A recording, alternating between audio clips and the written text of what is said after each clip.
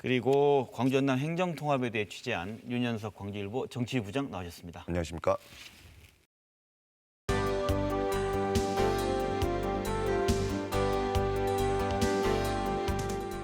네, 말씀드린 것처럼 지금 이용석 광주광역시장이 광주 전남 행정통합을 제안했어요. 20년 만에 행정통합이 화두로 떠올랐는데 이 제안한 배경은 좀 뭐라고 볼 수 있을까요?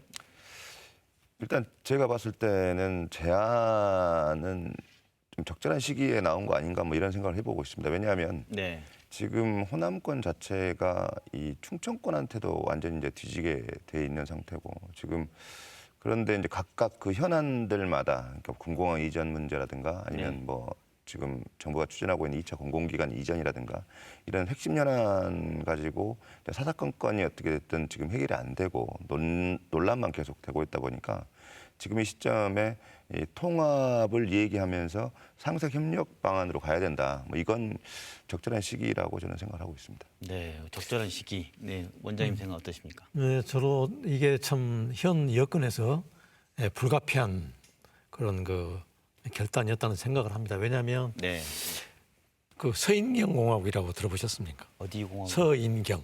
제가 맞춰볼까요? 서울, 인천, 경기 맞습니까? 네. 네, 서인경 공화국이 좀 갈수록 비대화돼 가지고 네, 지금 사실 고도 비만입니다. 그런데 우리 지역은 영양실조입니다. 그래서 좀 현실감 있게 얘기를 드리자면은 국내 대기업의 100개 중에서 74%가 네, 74개가 지금 서울에 있고요.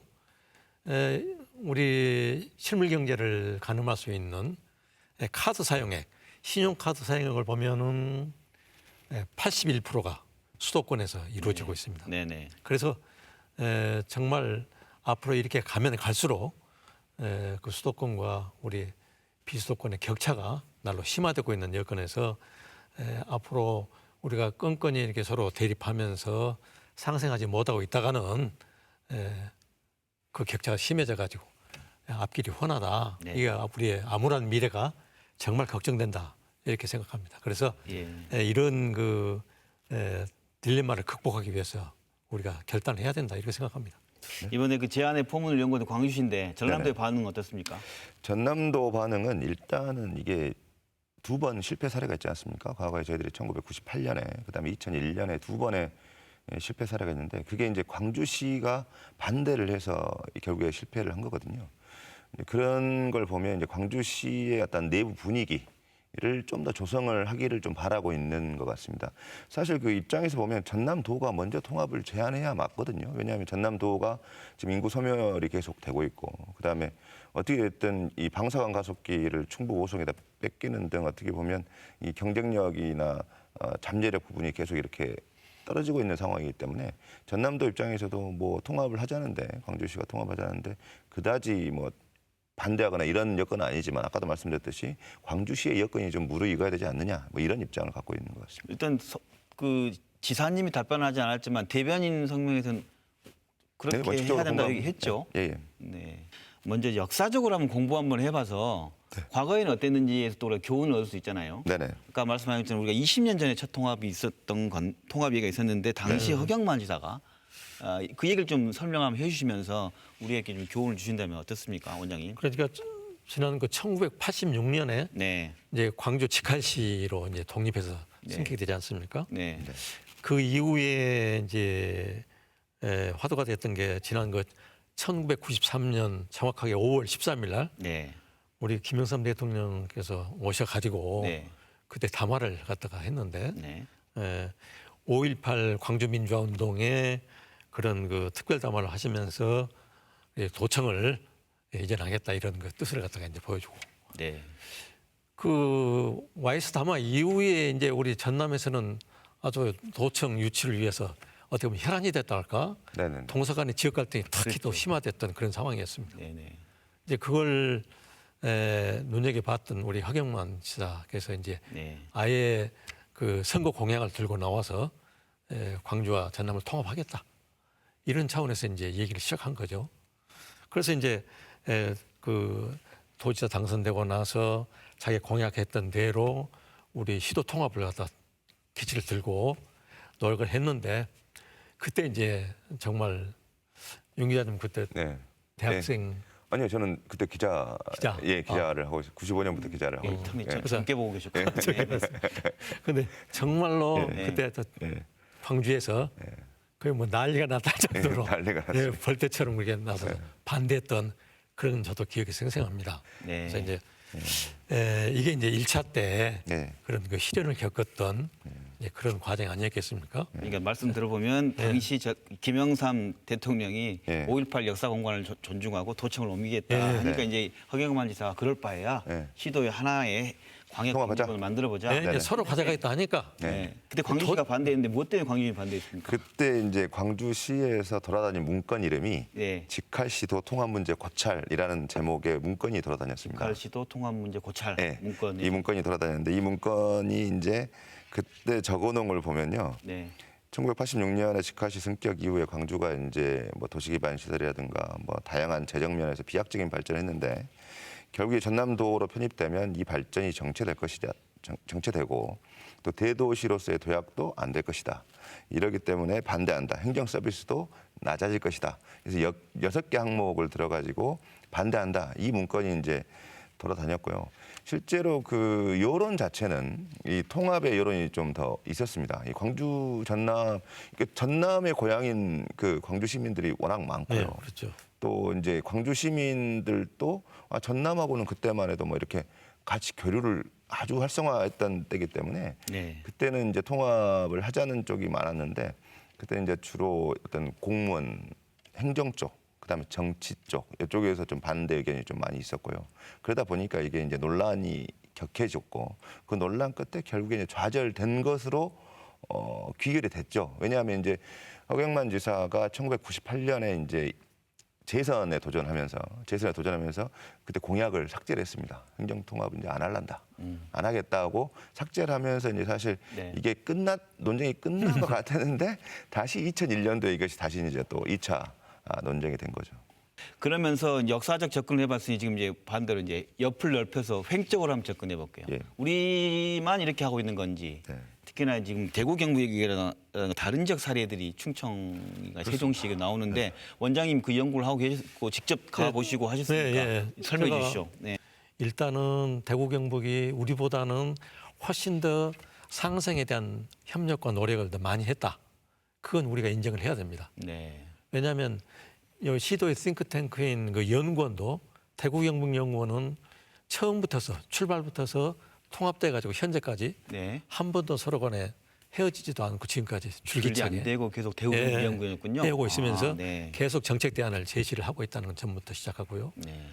그다음에 이제 민선 4기, 5기 때도 이미 그 대구 경북 경제통합추진위원회 뭐 이런 걸 만들어서 해왔고, 네.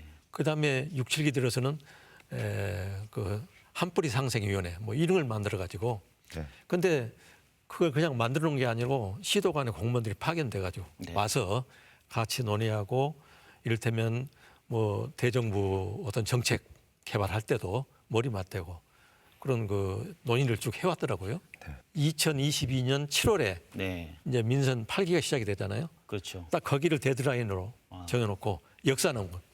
역산해서 다음 선거로 예, 역산. 다음 선거 때는 우리가 통합해가지고 네. 가자.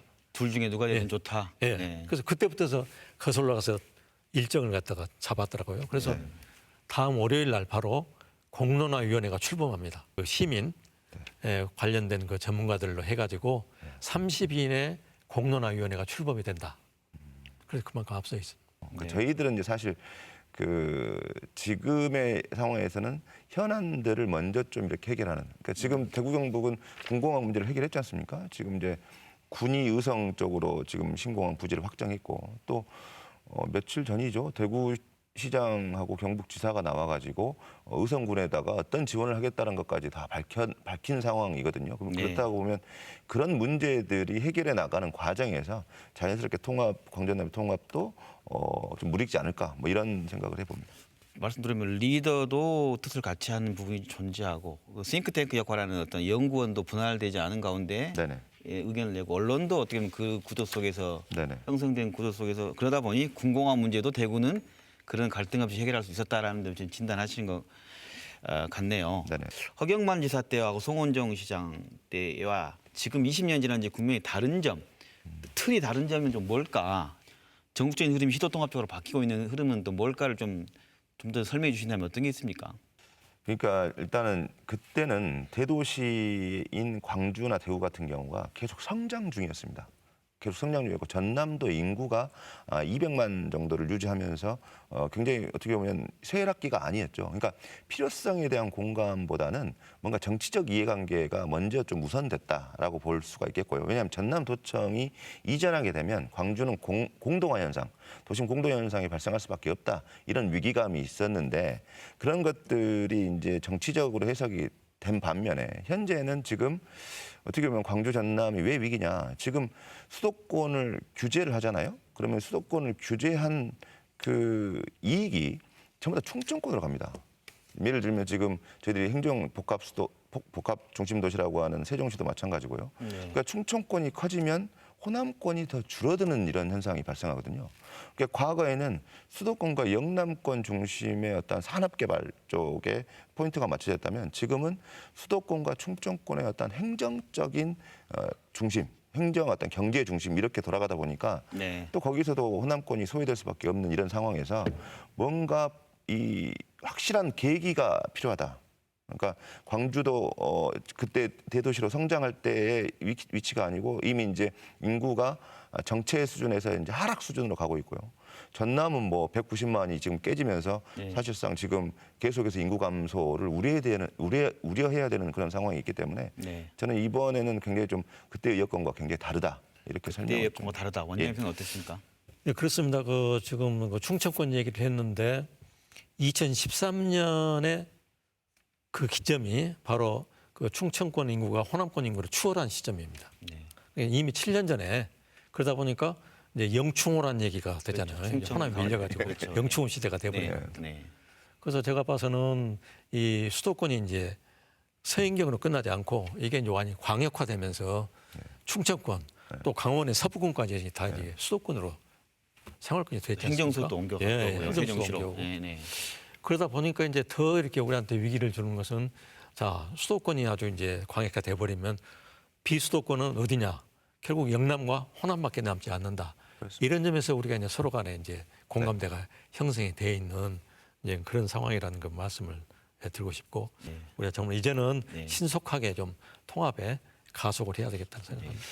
일각에서는 시도가 분리된 지 34년이 됐는데 뭐 굳이 통합할 필요가 있느냐 또 부정적인 시각도 있고 분리된 이후에 그렇다면 광주에 손해를 볼 부분이 뭐 있는지도 한번 짚어봐야 할 것 같은데 있습니까? 어떻습니까? 광주가 그러면 손해 아니냐 뭐 이런 얘기가 나올 수가 있는데 사실 이제 그 한마디로 말해서 이제 지금 도의 역할이 이제 광역도의 역할로 바뀌게 되는 거고요. 그 다음에 시군 이제 밑에 있던 광역시 그러니까 저희로 말하면 5개 자치구가 이제 구로 이렇게 편입이 되는 형태로 될 것 같은데 저는 이제 그 대도시로서의 집중적인 개발은 좀 불가능하지 않겠느냐 만약에 통합하게 되면 근데 반면에 지금 이제 농업 이 도농 쪽의 어떤 복합적인 개발 이런 것들이 가능해질 거고 그다음에 중복 투자 재정적인 어떤 이를테면 중복 투자에 따른 낭비 요소 이런 것들도 상당히 줄어들 수 있을 것이다. 그다음에 대구 경북 사례도 보면 이제 이게 이제 단일 대우를 형성하잖아요. 이 대구 경북이라는 이렇게 네. 되면 중앙 무대나 어떤 타 지역하고 또 어떤 무게 측면에서도 굉장히 좀 나가게 될 것이고 저는 단점보다는 장점이 더 많은 상황이다. 무엇보다도 이 통합의 방점을 찍기보다는 광주 전남이 상생해야 된다. 상생 협력을 해야 한다. 어떤 현안이든 간에 지금 현재 그 상생 협력을 하고 나서의 결과물로 통합을 얘기해야지 이 상생 협력도 아까 잠깐 저희들끼리 얘기했습니다만 상생 협력도 안 되면서 무슨 통합이냐 이런 얘기들이 나올 수밖에 없는 분위기는 좀 쇄신해야 되지 않겠느냐 지금 이런 생각을 해봅니다. 상생협력 차원에서 지금 공공화했지만 네. 당장 발등에 불이 또 우리 2차 공공기관 이전 그렇습니다. 이거지 않습니까? 네네. 그래서 이제 우리가 1차 공공기관 이전 때 참 그 공동 혁신도시 그렇습니다. 만들고 우리한테 어떤 소중한 학습 효과가 있습니다. 네. 우리한테. 그래서 그 효과를 토대로 해서 한전을 가져왔는데 네.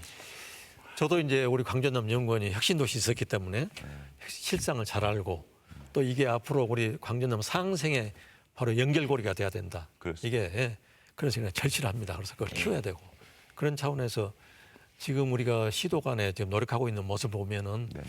야 이게 정말 왜 그렇게 하고 있을까 좀 적극적으로 네네. 달라붙어서 네네. 우선 서로 하나 돼서 따오고 네. 그다음에 배치는 그다음에 하면 안 될까? 그렇죠. 그런데 처음부터서 네. 우리는 42개다, 우리는 35개다 뭐 네. 이렇게 리스트업 해가지고 내놓으니까 이게 그냥 서로 겹쳐 있잖아요. 겹쳐 있습니다. 뭐 관광문화연구원 네. 또 뭐 지역난방공사, 지역난방공사, 네, 공항공사. 또 공항공사 네. 뭐 겹쳐 있어요. 욕심나는 건 서로 가져가겠다는 네.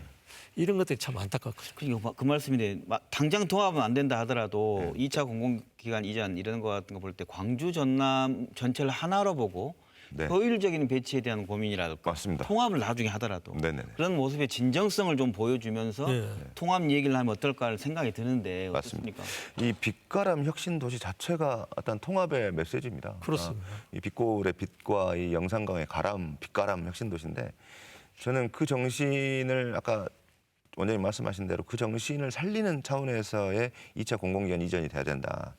그렇다고 본다면 제가 봤을 때는 뭐 광주도 지금 도심이 지금 굉장히 쇠락해 있기 때문에 도시 재생 차원에서 공공의 이전의 일부 기관들을 뭐 가져갈 수는 있겠습니다만 저는 빛가람 혁신 도시를 보다 더 완결하는 의미의 2차 공공기관 이전이 돼야 된다. 또 거기에 이제 플러스를 하자면 그것이 곧 이제 광주하고 전남을 연계시키는 뭐 저는 뭐 광주가 지금 추진하고 있는 대천 쪽에 뭐 일부 조금 혁신적인 어떤 기관들을 배치하거나 혹은 광주역 쪽에 뭐 혁신적인 기관들을 뭐 AI라든가 인공지능이라든가 문화 쪽의 기능들을 좀 줘야 되는 것은 저는 거기에 대해서는 뭐 인정을 할 수밖에 없겠습니다만 네. 전반적으로 봤을 때 지금 우리의 논의 구조를 아까 사회자님께서 말씀하셨듯이 광주 전남을 하나로 보고 그 배치에 대해서 효율적인 배치를 고민하는 이런 자세가 굉장히 필요하지 않겠느냐 그렇게 생각합니다. 네. 효율적인 배치를 얘기하니까 뭐 이용섭 광주광역시장이 2018년도에 공항 민간공항 네네. 넘기겠다. 근데 시간이 오래 걸렸잖아요. 전라남도는 협력하겠다. 네네. 했는데 또 시군에게 내가 물어봐야겠다. 경남지사가. 그러니까 이제 이용섭 시장이 나 이제 못 해먹겠다.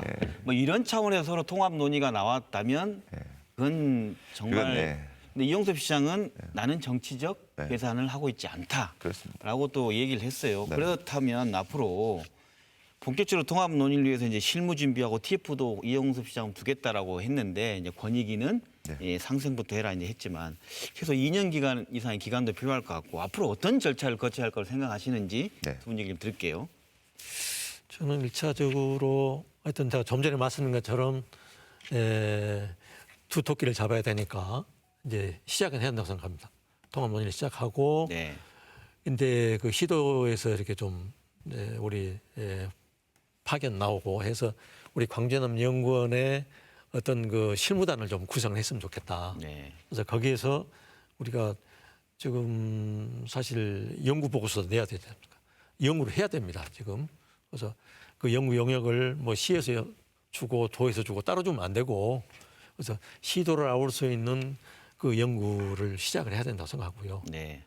그다음에 이제 그 이미 우리가 이제 이런 것은 대구 경북의 사례가 있기 때문에 그래서 시작을 하면서 공감대 형성하면서 자꾸 시민들한테 도민들한테 그런 정보를 공유를 해야 된다고 생각합니다. 네.